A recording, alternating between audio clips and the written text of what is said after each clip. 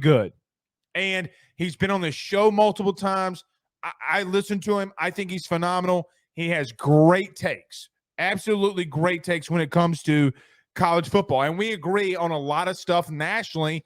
I agree with him. I mean, we come to a lot of the same takes. But yesterday, if I'm not mistaken, in his top 10, he had Georgia number 1, Bama number 2, Michigan, Ohio State, Clemson, Notre Dame, Penn State, Utah, USC, and Oklahoma in that order. Now, let me start off by saying I don't really care of the order. If he likes UGA over Bama, obviously that's something that you have to take into a massive account because of Georgia winning back-to-back national titles. How you can't have Georgia number 1 is kind of asinine. I still agree with him on Bama. Whether we like it or love it or hate it as LSU fans or fans of college football, regardless of whatever it is, Alabama still has that 5'8" guy called Nick Saban that pests up and down the sidelines every fall, no matter what. He has him at number 2.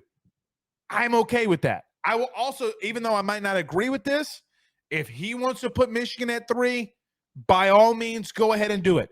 A team that's literally beaten Ohio State the past 2 seasons. They've been to 2 of the past, or really, they've been a back-to-back playoff appearance or had back-to-back playoff appearances. I'm fine with that. Ohio State as well. They almost knocked off Georgia to play for a national title. Here's where I start having problems. He's got Notre Dame, Penn State, Utah, USC, and Oklahoma. Notre Dame lost their head coach to LSU and crumbled in the very next game that they played against Oklahoma State in a bowl game. And last year, the first year under Marcus Freeman, they legitimately got beat by a thundering herd.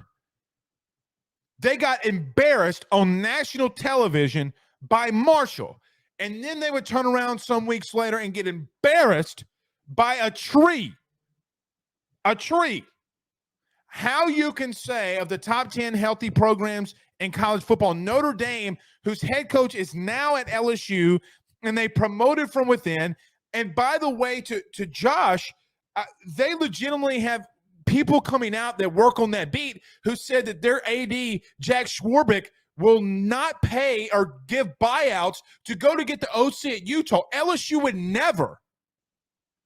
They literally spent over $120 million in total of guaranteed money to go get Brian Kelly because, newsflash, Brian Kelly still had a buyout that LSU had to pay to Notre Dame.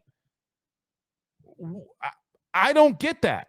Then he says USC. Now, here's where it starts getting really iffy to me, is that Josh Pate said 2 of LSU's last 3 seasons have been sub 500 or below.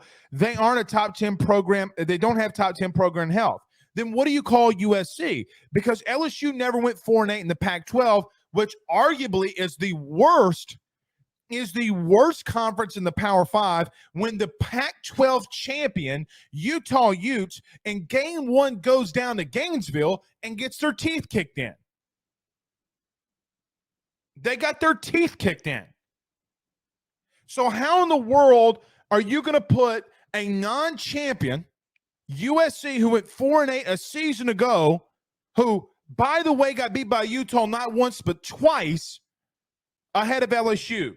And then you have Oklahoma that went 6-7. They got blanked by Texas, 49-0.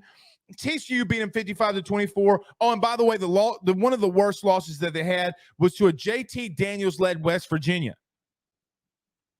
Of these teams outside of the top 5, Notre Dame, Penn State, Utah, USC, and Oklahoma, within the last, let's just call it 3 years, they have not done anything better than what LSU has done when it comes to winning the West and the SEC a season ago.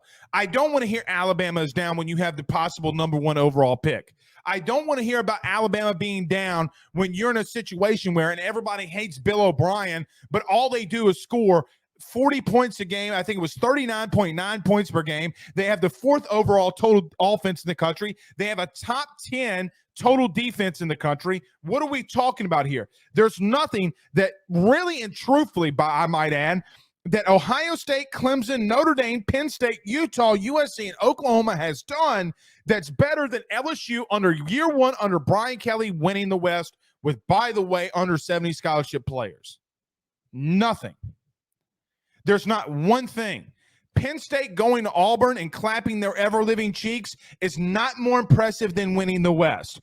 Clemson got beat by Tennessee, who Tennessee beat LSU, and I understand that, and that's fine.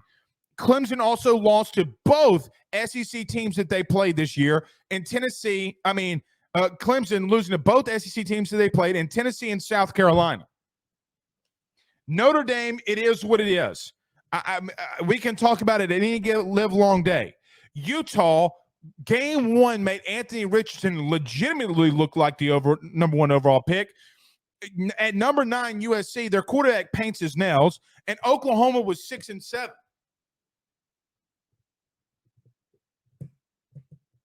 What program health are we talking about? Now, again, as I mentioned, I really like Josh Pate a lot. His top 10 programs of health are the most Rudy Poo thing that I've ever seen. You don't want to put LSU in because, and I'm quoting, the last 3 seasons they were 500 or below in 2 of those years. Well, if you're talking about top 10 program health, half of these teams couldn't even win the West.